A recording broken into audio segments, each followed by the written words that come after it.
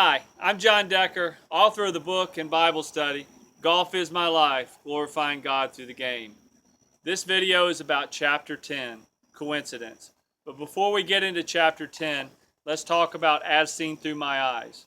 This was written by my former boss and director of instruction at the Grand Cypress Academy of Golf, Fred Griffin. And Fred has been such an instrumental part of my career. In fact, a big part of the first part of this chapter talks about how my journey from Hilton Head, South Carolina to Orlando, Florida, and how I met Fred and how I got started in teaching. I owe so much of my the knowledge that I have in teaching to Fred Griffin, and I really was honored that he would write the As Seen Through My Eyes. Not only has he been instrumental in my career, but as a Christian, he has been very instrumental as well. He's a very strong Christian, and I look up to him, and I've learned a lot from him through the years. So his contributions to the book are very much appreciated. The biblical theme for coincidence is God's plan. And the scripture is Isaiah 7:14 through 15. And it's basically the prophecy, the prophecy of Isaiah for the birth of Jesus Christ. And what an impact this had on me in my first initial reading of the Bible, that the prophet 700 years before the birth of Christ could predict it. And it really made a huge impact on me, because I will tell you, my personality trait is to be a planner, and unfortunately to a fault. You know, we all go through our lives and we try to just plan out our day. Can you imagine trying to plan out 700 years? It's to our minds, it's impossible, and it is impossible. But for God, it's not. And so it was made a huge impact on me, and I wanted to start this story or this chapter out with that prophecy.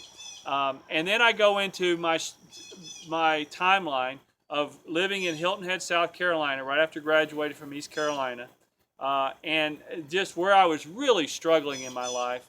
And it takes me all the way to Orlando. I'm not going to give the story away because I want you to read it, but it's very, very amazing to me looking back, and it's a lot easier to see God's plan when you look back, because you can see how things fell into place, how I met Fred, how I fell into teaching the game of golf, which is something I'd never planned on doing, and it led me to the career where I am today. So a big part of this chapter talks about that timeline. The other thing that's really important about this chapter is my meeting of Payne Stewart.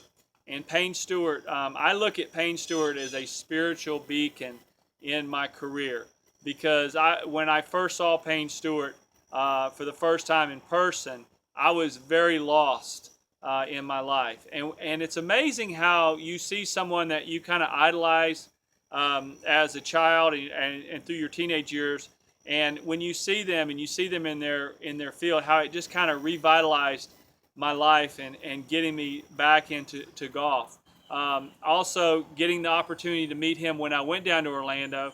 Again, Fred Griffin, who is my boss down there, he was giving Payne lessons, and to be able to sit there and watch the lessons and the interaction, it really made a huge impact on me in my career.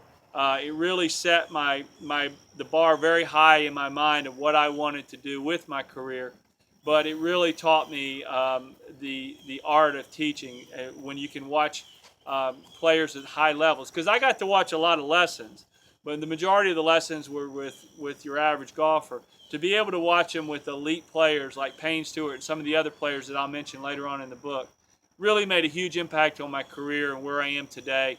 And you know, it's just a great story overall, and I can't wait for you to read this.